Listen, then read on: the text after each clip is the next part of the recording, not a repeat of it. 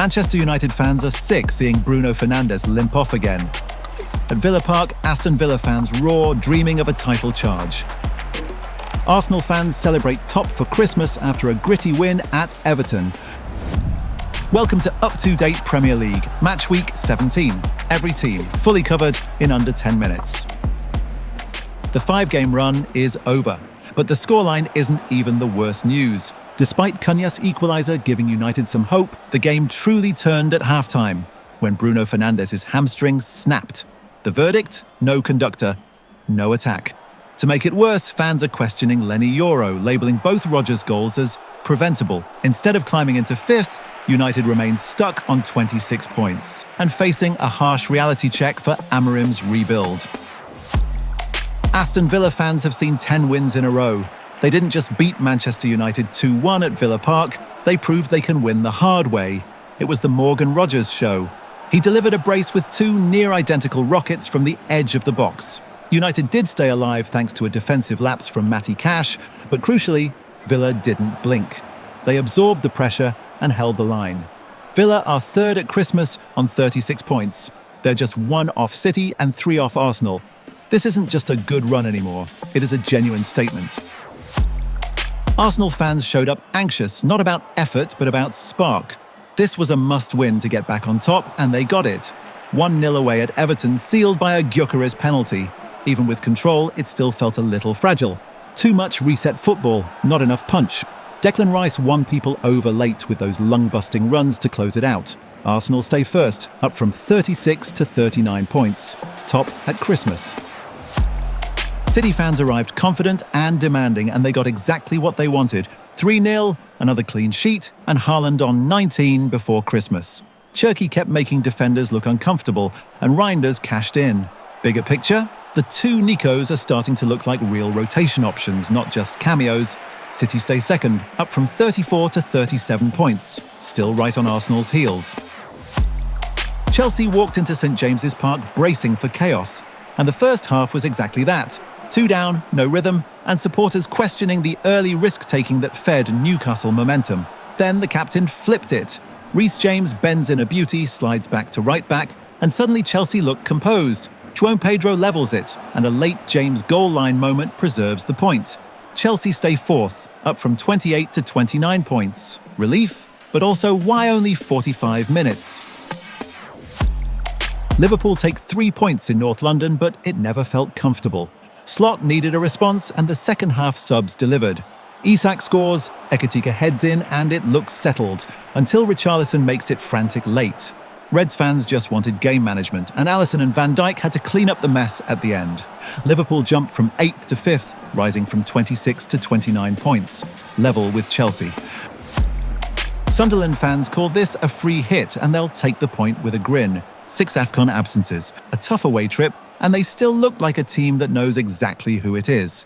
Ballard anchored the wall, Rofs makes the early statement save, and Alderete almost steals it right after halftime off the bar. Sunderland climbed from 7th to 6th, moving from 26 to 27 points. Europe stays in sight. Crystal Palace fans feared the European hangover, and it hit hard. 11 changes, no rhythm, and Leeds turned set pieces into a nightmare. Long throws, corners, free kicks, all chaos in the 6-yard box. The fan verdict was brutal on the organisation, and the rotation debate is now raging. Devaney at least adds something late, but it's damage done. Palace dropped from 5th to 8th, staying on 26 points. Brighton fans walked in anxious. No Dunk, no Welbeck, and left frustrated because it was pressure without payoff again.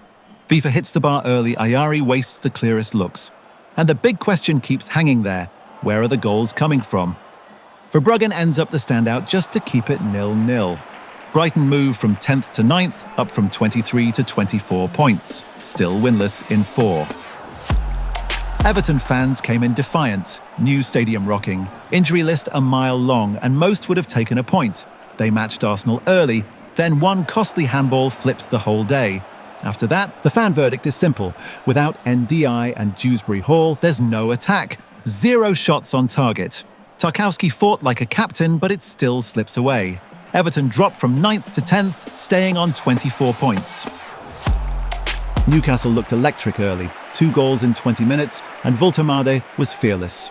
Then the second half arrives and it turns into the familiar story. A lead slipping away. Supporters left, pointing to the missed chance to make it 3-0 and kill the game. Plus frustration at VAR not awarding a penalty. Newcastle climbed from 12th to 11th, but it feels like 2 dropped. Brentford needed a road win to stop the slide, and they delivered it the hard way at Molineux. It was scrappy, then the Bees found control, and keen Lewis Potter punished 2 loose moments with a brace, finally looking like the consistent threat fans have been asking for.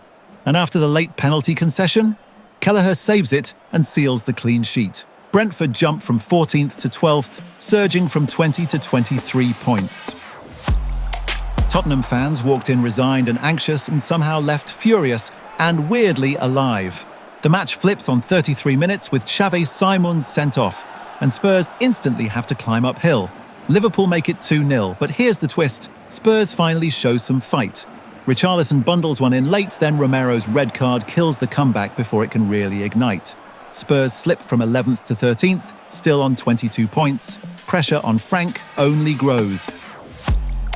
Bournemouth fans had to settle for 1-1, and it feels like another one that got away. They had the ball, they had territory, but the same issue keeps showing up. Finishing.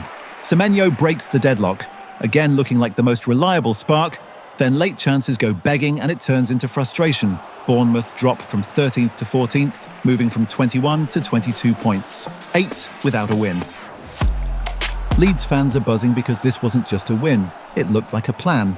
Farke's 3-4-3 snapped into a nasty 5-4-1 without the ball, then leaned hard into set pieces and physical pressure. Ampadu's long throws became a weapon, and Calvert-Lewin suddenly looks like a striker who can drag you up the table. Leeds rise from 17th to 16th, up from 16 to 19 points, now 6 clear of the drop. West Ham fans watch a 3-0 loss, and it wasn't just City quality, it was West Ham's emptiness. Slow possession, 0 first-half shots, and once the structure broke, the defending went chaotic. The debate is loud now. Is it the manager or a squad built without a true striker next to Bowen? West Ham stay 18th, stuck on 13 points. Trouble deepening. Burnley stopped the bleeding with a 1-1 draw that snaps a 7-game losing streak and keeps the survival fight alive. For long spells, there was little going forward. Then, a slip puts them behind, and the frustration was obvious. But Parker's subs delivered. Marcus Edwards with the cross, Armando Broja with a 90-minute header. Burnley stay 19th, up from 10 to 11 points, still 7 from safety. Wolves lose again at Molineux, and it's now 10 straight league defeats. This run just won't stop. After the second goal, it turned toxic, then an 88th minute lifeline arrives, and Strand Larsen's penalty is saved, tame and straight at the keeper. It summed up the season in 1 kick. Wolves stay 20th, still on 2 points after 17 games. The Christmas table is set. Arsenal lead the way, but Villa and City are lurking, and the crisis at Tottenham is only getting deeper. This is up-to-date Premier League. If you enjoyed the recap, drop a like to help us grow. And let me know your player grades in the comments. Subscribe so you don't miss the Boxing Day breakdown. I'll see you then.